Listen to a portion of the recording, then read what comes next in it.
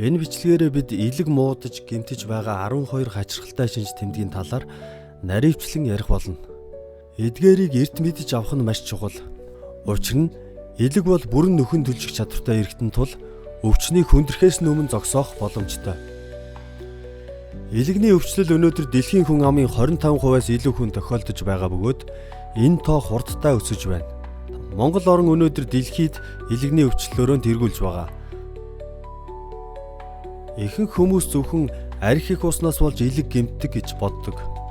Гэтэл үнэндээ дараах зүйлсээс үүдэн элэг гэмтэх боломжтой юм. Элдв жихэрлэг боловсруулсан хүнс ундаа их хэрэглэх. Омега 6 тос агуулсан шарсан түргэн хоол хэтрүүлэн идэх. Өвчин намдаах эмүүд, ацетаминопен, ибупрен гэх мэт удаа дараа хэрэглэх. Вирусүүд, гепатит гэх мэт бие дэх илүүдэл төмөр, орчны хорд бодисууд, пестицид, хуванцар, нефтийн гаралтай бодис гэх мэт. Хэрвээ элэгтэй холбоотой асуудал байгаа эсхийг мэдхийг хүсэж байвал энэ бичлэгийг дуустал нь үзээрэй.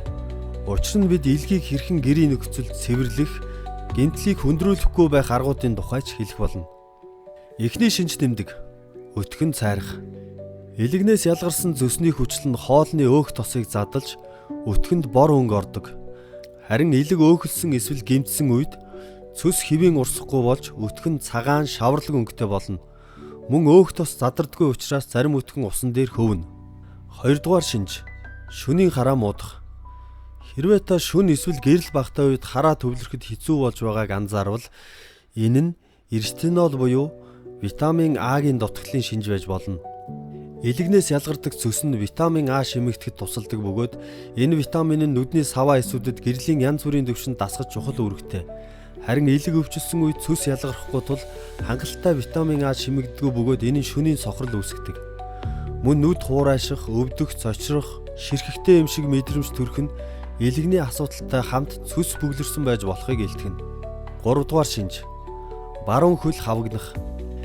Элэгнээс цус хэвийн урсахгүй бол элэг томорч портал вен дээр даралт өгдөг. Үүний улмаас хөл болон шагаа орчимд ус хоригдлогдож хавдна. Хавдсан хэсэгт хуруугаараа дарвал хонхор үлдэх нь түгээмэл. Ялангуяа баруун хөл, шагаа зүүнээс илүү хавдсан байвал энэ элэг гэмтэж байгаагийн нийтлэг шинж юм. 4-р шинж зовхинд цагаан шар ургацаг гарах. Элэг гэмтсэн өөр нэг шинж бол нүдний зовхины эргэн тойронд цагаан эсвэл шаргалдуу өөг ургацаг гарч ирэх явдал. Энэ нь элэг холестерин зөв залж чадахгүй байснаас арьсан дор өөхөн тогор үүсч буй хэрэг юм. Эдгээр нь арьсан дор бий болдог жижиг холестерины хуримтлалын хүүдий юм. Учир нь элэг холестерин зөв задлж чадахгүй үед биеийн өөр хэсгүүдэд нөөцлөгдөнө. 5 дугаар шинж баруун талын даралт. Элэг өвчлсөн өөр нэг шинж бол хоол идсний дараа баруун хавирганы доогоор даралт, өвдөлт мэдрэгдэх явдал.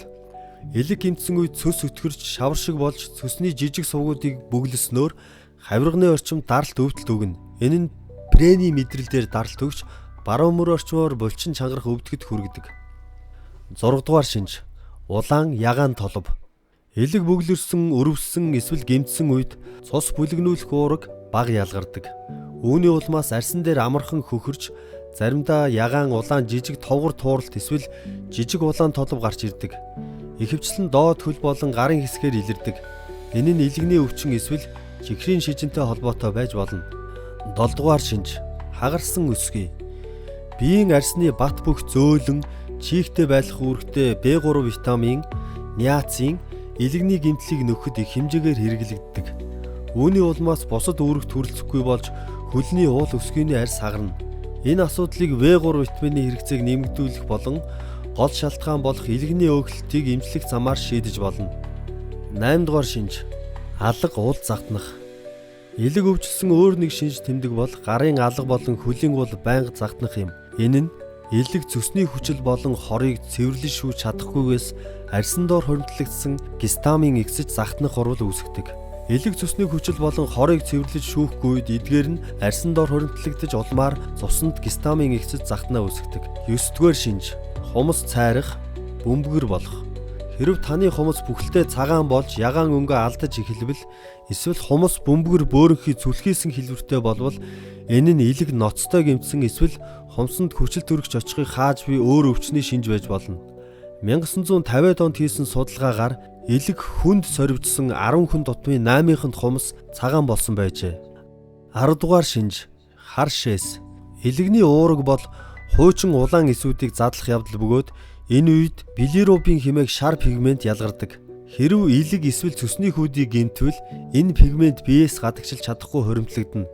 Ингэснээр шээсний өнгө хар хүрэн, коко, бор улаан, шар болж өөрчлөгдөнө. Мөн зарим эмүүд антибиотик, нойрны эм, жирэмслэлтээс хамгаалах эм элгийг сулруулж энэ шинжийг үүсгэж болдог. 11-р шинж арьс шарлах. Элэг хэвийн ажиллахгүй үед билирубин цусаар дамжин арьсны өнгийг өөрчилнө. Ингэснээр арьс шаргалтаж эхлэх бөгөөд энэ үзэгдлийг шарлалт гэж нэрлэдэг. Энэ нь гепатит, цирроз, эмийн хорлох зэрэг элэгний ноцтой гэмтлийн тохиолдол та заавал эмчит үзүүлэх шаардлагатай. 12 дугаар шинж аалзны судал. Эдгээр нь арьсан дээр гардаг жижиг улаан цэгүүд бөгөөд аалз шиг салаалсан судснуудтай харагддаг. Элэг илүүдэл эстрогенийг цэвэрлэж чадахгүй үед судас суларч тэлэгдсэн арьсан дээр ил гарч ирдэг.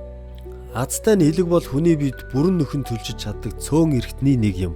Элэгний өвчнийг илаашруулах нь. Өмнө нь дурдсанчлан элэг гэмтэх 4 үе шаттай. 1-р өөх тосоор бөглөрөх, 2-р өрөвсөх, 3-р фиброз сорвжилт үүсэх, 4-р цирроз буюу амь насанд аюултай хүнд шатанд хүрэх. Гэсэн ч зөв хооллолт тохирсон аргыг хэрэглэвэл элэг бүрэн сэргээ нөхөн төлжих боломжтой. Ингээд хамгийн чухал алхмуудыг харцгаая. 1-р хоолны дэглэмээ цэвэрлэх, чихэрлэг, гурилан, цардуултай хоол хүнс, үүнд талах, жигнэмэг, чихэр, кетчуп, бин, гоймон, хийжүүлсэн ундаага багасгах хэрэгтэй. Элэгний өөхлөлт фруктозод маш мэдрэмтгий байдаг тул жимсний шүүс архинаас бүрэн татгалзах хэрэгтэй. 2. Хүхэр ихтэй гашуун амтай хүнс идэх. Навчит ногоо, артишок, манжин, сармис, брокколи, брюссел, наран цэцэг, байцаа, мөөг, чөлөөтэй өсгсөн өндөг, зэрлэг яргай загас, тослог загснууд, хуших, сонгин, ногоон сонгин, брокколи, соёо. Эдгээр хүнс нь глютены дэвшинг нэмэгдүүлж өөх тосыг бууруулж хор тайлдаг. 3-дугаарт өглөөний кофе дээр нэмдэг нь куркума. Өглөө бүр гэртээ чансан 1 аяг кофе уугаад түүнд 1 халбаг турмерик нэм. Кофенд буй полифенол, куркума дах бетонутрет нь элэгний сорвжилтыг бууруулж согтууруулах ундаа эм фруктозоос үүсэн гэмтлийг сэргээхэд тусалдаг. Өдөрт дор хаяж 1 литр чанартай эрдэсчүүлсэн ус ууж цусыг шингэлж элэг цус ялгаруулахад дэмжлэг үзүүл. Нимбэг лаймны шүүс нэмбэл элэгний хор шүүх чадвар сайжирна. Мөн элэг цэвэрлэх хамтлагч ургамлууд, жингер, турмерик, cinnamon, dandelion root, milk, tiste, reishi, mushroom, green tea, cloves төлхөө хэрэглэх хэрэгтэй. Цагийн цонхтой хооллолт. Өдөр бүр хоолоо 6 цагийн дотор идэж үлдсэн 18 цагийг мацаг барих хэрэгтэй.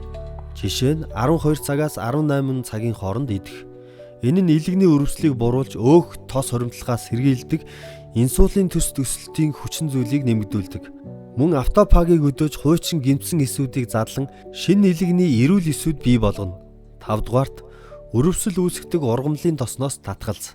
Эрдэн шиш, хөвөнгийн каноло, рапс, шар буурцаг, хямд боловсруулсан оливын тос, маргарин зэргээс зайлсхий.